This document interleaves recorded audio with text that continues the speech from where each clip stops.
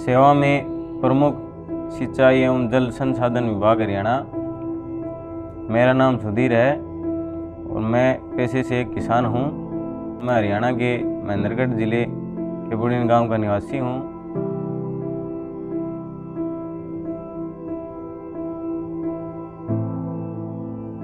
हमारे परिवार की 5 पीढ़ियाँ इसी गांव में आई है। मेरा जन्म भी इसी मिट्टी में हुआ है। मैं इस गांव में अपनी माँ, बीवी और 2 बच्चों के साथ रहता हूँ।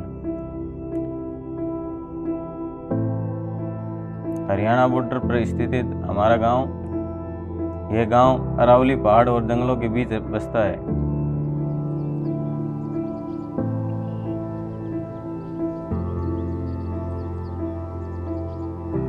हमारे बड़े बुजुर्ग बताते हैं कि पहले इस गांव में बहुत अच्छी बारिश होती थी। पहाड़ों से भी पानी बह के खेतों में आता था जी। दिन में 3-3 बार राम बरस जाया करता था।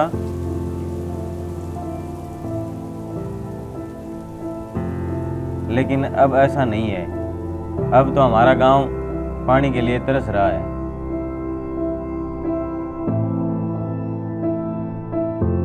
हमने कई सालों से अच्छी बारिश नहीं देखी है।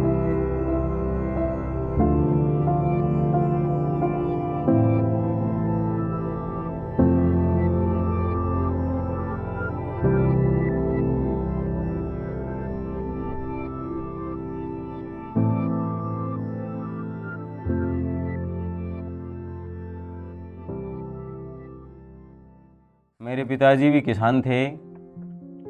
वह स्वयं अनपढ़ थे, लेकिन उन्होंने मुझे पढ़ाया। मैं फौज में भर्ती होना चाहता था। जब मैं 13 साल का था तो मेरे पिताजी की मृत्यु हो गई।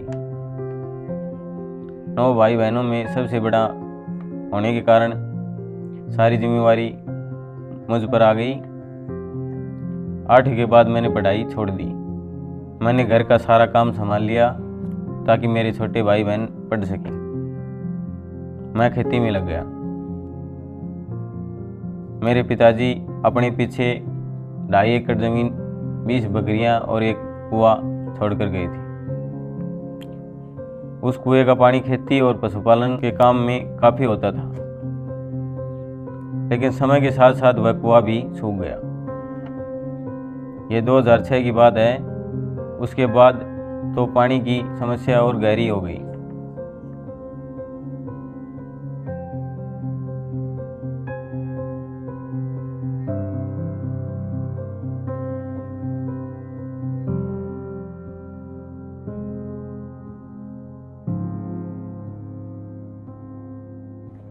हमारे गांव में नहर से सिंचाई की सुविधा नहीं है। इस समस्या से निपटने के लिए मैंने अपनी सारी बकरियां बेचकर एक बोर करवाने का निर्णय लिया। 2007 में ये बोर करवाया गया। 320 फीट गहरा खोदने पर भी इसमें पानी अंदर से बूंद भी नहीं निकला।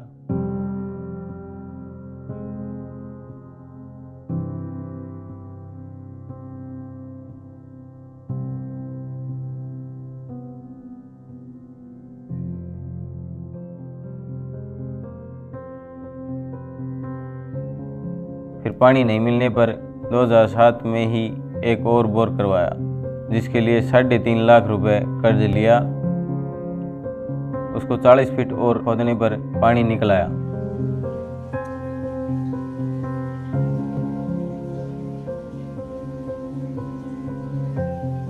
लेकिन मेहनत सिर्फ इतनी ही नहीं थी। पानी मिलने के बाद इतनी गहराई से पानी निकालने के लिए बिजली विभाग से कनेक्शन के लिए 2 साल लग गए। इंतजार करना पड़ा। सिर पर कर्ज और खेती से कमाई नहीं होने के कारण मैं अपने गांव के कुछ लोगों के साथ आसाम ट्रक चलाने के लिए चला गया।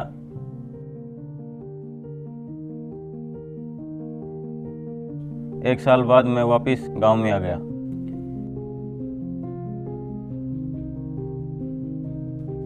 मैं वापस खेती करने लगा और खेती ठीक ठाक होने लगी। इसी बीच मेरी शादी भी हो गई। साल भर में हम बाजरा, सरसों, गेहूं, कपास जैसी फसलें लगाते थे। आमतौर पर जिन किसानों के पास पानी नहीं होता वो दूसरे किसानों से पानी खरीद कर खेती करते हैं। कई किसान हमसे भी पानी खरीद लिया करते थे। 2 साल तक सब ठीक ठाक चला, लेकिन मुझे डर था कि कहीं इस बोर का पानी भी सूख न जाए। धीरे धीरे यही होने लगा। एक दिन मैंने मोटर चलाई तो झटके से 2 बार पानी आया और फिर उसके बाद पानी कभी भी नहीं आया।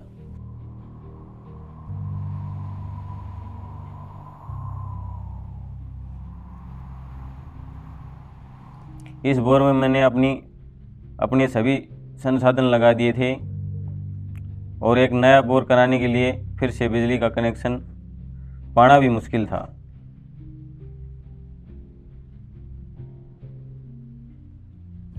इसलिए हमने इसी बोर को और गहरा करने की कोशिश की, जिसके लिए फिर से 2 लाख कर्ज लेना पड़ा।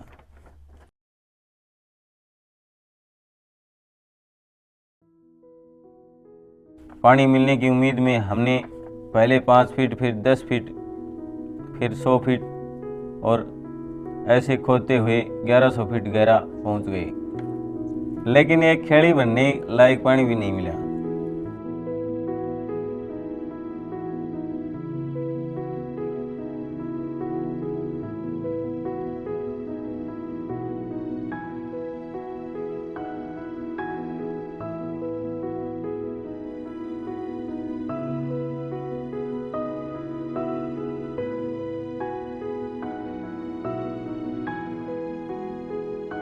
फिर 2014 में मेरे पहले बच्चे का जन्म हुआ। हमने उसका नाम प्रिंस रखा। 2016 में मेरी बेटी खुशी का जन्म हुआ। बढ़ते परिवार की बढ़ती ज़रूरतों को पूरा करने के लिए मैंने खेती के साथ साथ पशुपालन में भी ध्यान लगाया, लेकिन पानी की ज़रूरत तो पशुपालन को भी होती है। हम जैसे तैसे पानी खरीद कर अपना गुजारा कर रहे थे, लेकिन खरीदे हुए पानी के बदले हमें अपनी उपज का 1/3 हिस्सा देना पड़ता था। इसके साथ लिए हुए कर्ज का ब्याज भी बढ़ता जा रहा था। सिर पर कर्ज रहता है तो ना रात को नींद आती है और ना ही ठीक से खाना खाया जाता है। दिमाग में हर वक्त यही चलता है कि कर्ज की किस्त कैसे चुकाएंगे।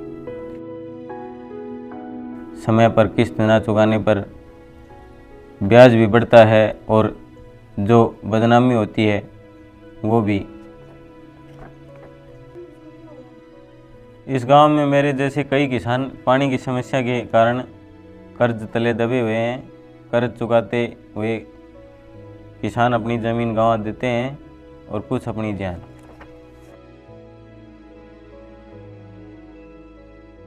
उम्मीद एक ऐसी चीज़ होती है जो हार के बाद भी आदमी को आगे बढ़ने का हौसला देती है।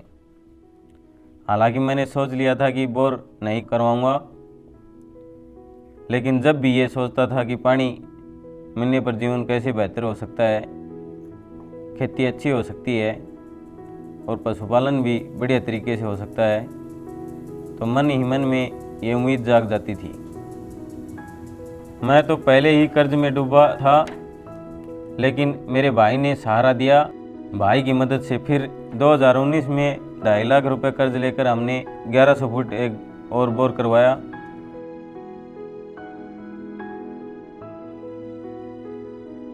उम्मीद एक अच्छी चीज़ है, लेकिन इसके साथ सफलता और विफलता दोनों जुड़े होते हैं। हमने एक आखिरी बार उम्मीद का कुआं खोदा, लेकिन हमारे हाथ सिर्फ सूखा ही आया। अब इसके बाद हमें कोई उम्मीद नहीं है। जैसे मालिक रखेगा हम वैसे ही रहेंगे।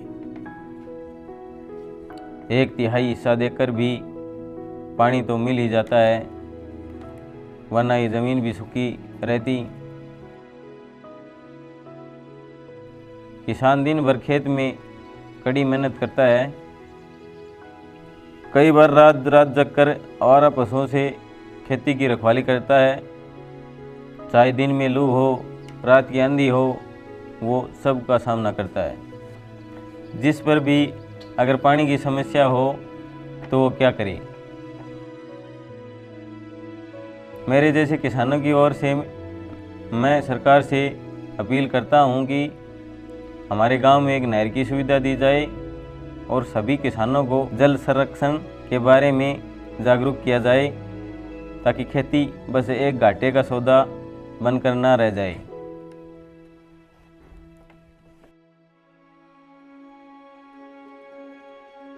हमने तो धरती माता की मदद से ही सब कमाया और इसी में सब गंवा दिया, कोई प्रोग्रेस नहीं कर पाए।